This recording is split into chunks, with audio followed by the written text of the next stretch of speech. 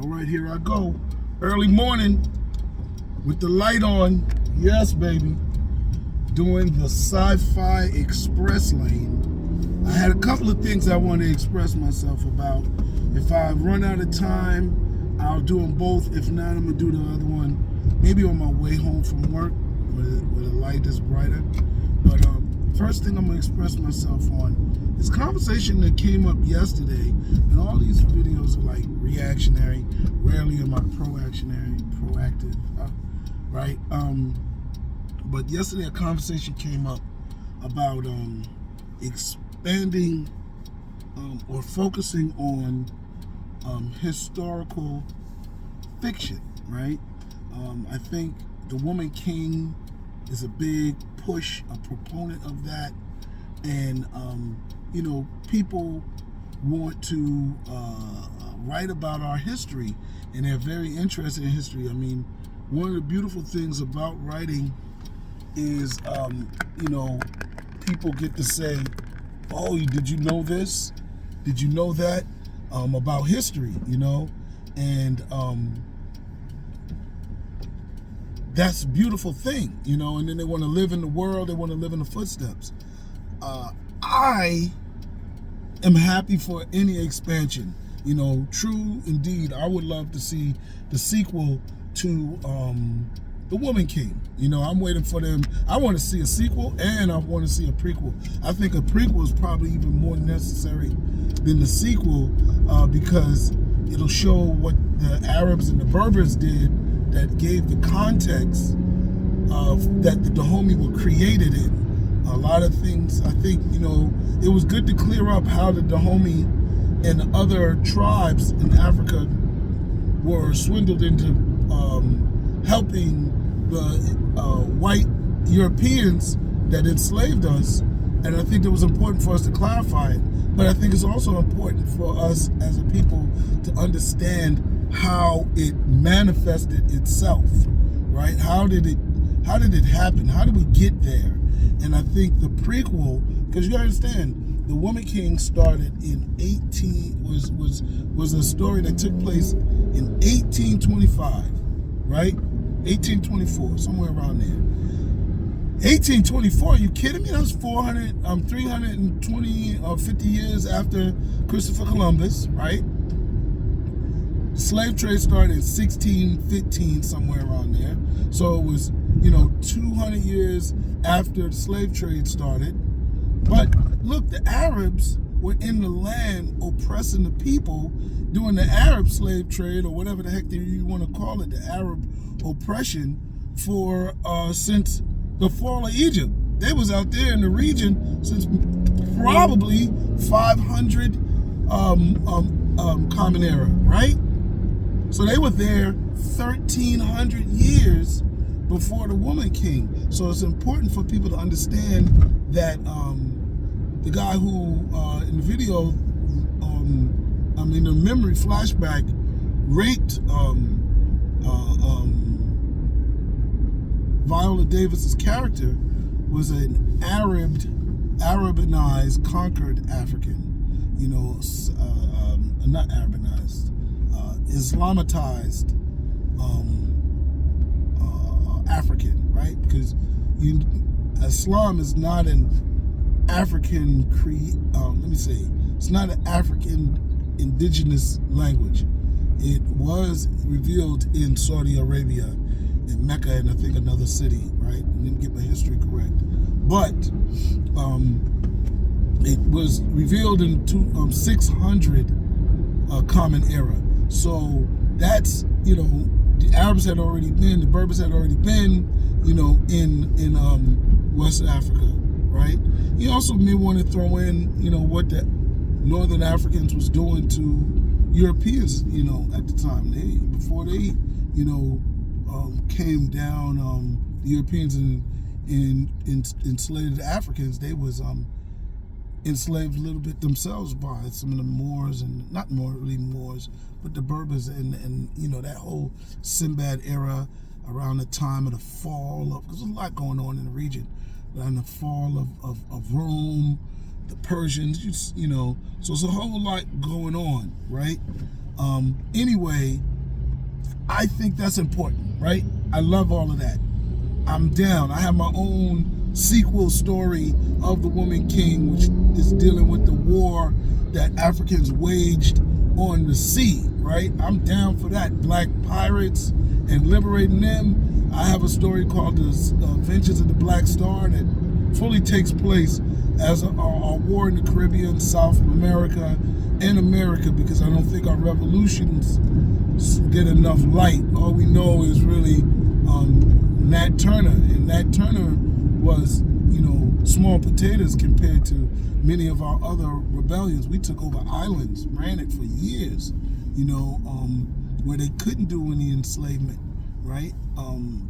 Black Bart, and even in South America, we got whole countries in South and Central America that were created out of liberation, right? Out of the liberation, so we don't even think of those, the story can even make you look at Cuba differently. It definitely would include a build up to Haiti, you know what I'm saying? But Haiti was before The Woman King, and we felt defeated in The Woman King, Haiti was before The Woman King. You have to realize that. It went back to being split, or it became split like 30 years, I would say 15, 20 years after The Woman King. I forgot the birth, when Dominican Republic kind of became a Spanish colony after they took back half the island from Haitians. But, what do you call it? Haiti was around before The Woman King. Haiti is 1808. So it's very similar, close to years, but just know that, right? And many companies and countries around The Woman King time were ending their enslavement practices. So anyway, let's just not deal with all that, right? That's beautiful. I love it all. You can see I'm a historian. I love the time period, and I'm down to talk to people about it. But I think as a black sci-fi writer, from the very beginning, I'm a science fiction fan. And to me, science fiction is important to have science. And science is sure. You can have alchemy, you can have steampunk, you can deal with old sciences, and I'm with you. But science seems forward. Science seems robots. Science seems artificial intelligence. Science seems space travel. Science seems technology. Even if it's organic science, which I am trying to explore, and that is natural science, I think it needs to be forward thinking. I don't necessarily want to deal with a progressive thing that Akhenaten did, because if he really did it, it would have changed the present that we have in a significant way.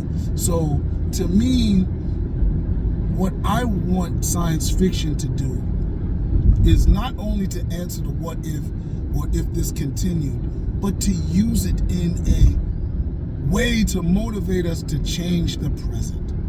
And I think historical fiction can do that, but I don't think it can do it as much as Afrofuturism, as much as space speculation, as much as just technological speculation, whether it's not full out Afrofuturism or not.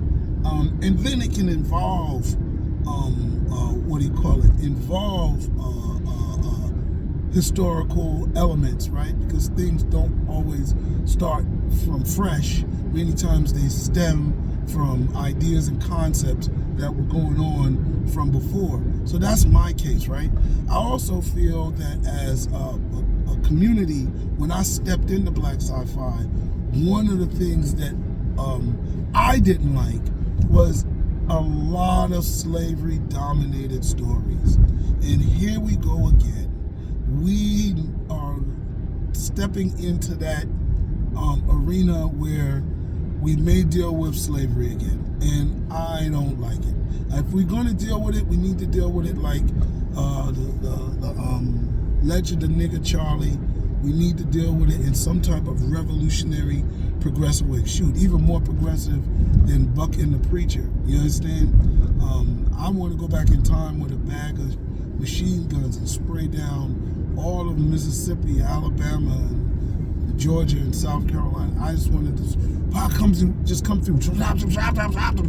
But again, all that is feel good because it doesn't seem like it'll be real because the present wasn't changed by it. So, you know, when you do a futuristic story, you do have the potential of inspiring hope because everybody knows it didn't happen because it's future, but not many people will believe it can't happen. You can't really do that with historical fiction.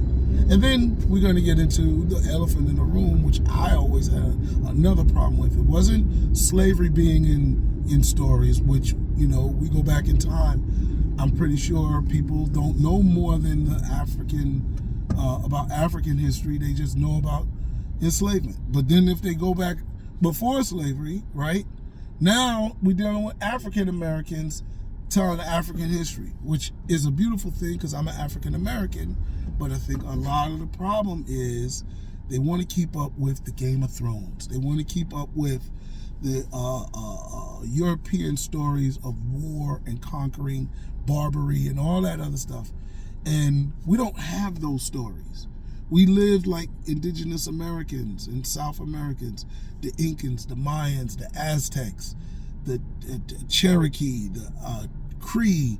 You know, these great Indian nations, they had conflicts, but they didn't have years of oppression. What makes the Woman King so powerful is that when you study African culture and you understand how we treated each other, you will see that, you know, it was our humanity that made even the gangster period of the Woman King more humane. These people called each other captives. They didn't call nobody that in Game of Thrones. They didn't call people that in Europe. They were straight savage and Barbary. If you study any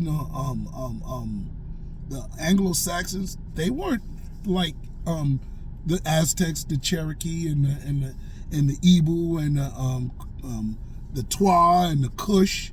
You understand? These empires didn't do those things. So I think my problem will be we will try to mimic and mirror what we see in Europe, and then even if we don't do it that savage, right? We still going to deal with black on black violence. Now, I do like some of the stories, like I think what my brother Milton Davis has done with his Changa is that, you know, they're dealing with the Arab invasion after the fall of Egypt on the eastern continent, which produced Swahili language. And that is cool because we're fighting foreign invaders. And so that would be beautiful. But at the end of the day, even that is offering not much to our future. It will give us a good understanding of the people of that region. We'll probably see Ethiopians and Rwandans and Tunisians and all of the different countries, people that are on the East Coast. But you know, once you're dealing with Sword and Soul, a lot of that can be appeared as black on black violence. I think even the Woman King suffered from that. People are like, I don't want to see black people enslaving each other. It's so hard to find a feel-good movie or feel-good story in that type of setting. You know, we call it Sword and Soul, right? I did a Sword and Soul story that took place in outer space. You know, my planet Kibelon. That's an outer space story. You know, that's, you know, Master of the Universe. It's not Conan the Barbarian. So, I don't know. That's been my pullback from this potential focusing on historical fiction. I love the expansion of black sci-fi. Don't get me wrong. However, I will lobby for us to focus on robots, focus on AI, organic futuristic technology, you know, things that we don't know. I have some really good stories that are a part of that. So that's my plea. However, like I said, I already got stories. I got my pirate story, and I think I have well, I'm definitely writing an Egyptian story. I have a story of Queen Hatshepsut, and then my origin story of the Thug Angel Autumns is another story. But again, you know, my push is post-apocalypse, space, science fiction, yo. I think that's, at the end of the day, that's really what we as black science fiction writers really are, I guess, delinquent in. We need building. We don't have any space stories. I also look forward to being a part of this space anthology that Milton Davis is putting together. I mentioned him again, but yeah, he's one of the pioneers of this black science fiction thing. So yeah, I gotta give him shout outs, you know. So that's what I'm looking forward to, is, you know, those type of stories. Afrofuturism, I think, is the one that we need to focus on the most. Afrofuturism. How do we deal with living with all this technology? How are we going to find our place in all this technology? I love the past, and the past is important, but I think we are a little lacking in our space travel stories. We did the fantasy, you know, we all over fantasy, we all over paranormal shit. We love that. I'm sorry to curse. Sheet. That's what I said. Sheet. Like sheets over your pillow. But I think we're real good on that. No doubt. We got the paranormals, ghosts, the vampires, and werewolves. Well, maybe not werewolves, but we got that down pat. We just don't have spaceship, planetary systems, big expanse world buildings. And I think that's where we need to focus. Anyway, talk to you later. Thank you. Like, subscribe, share, and comment.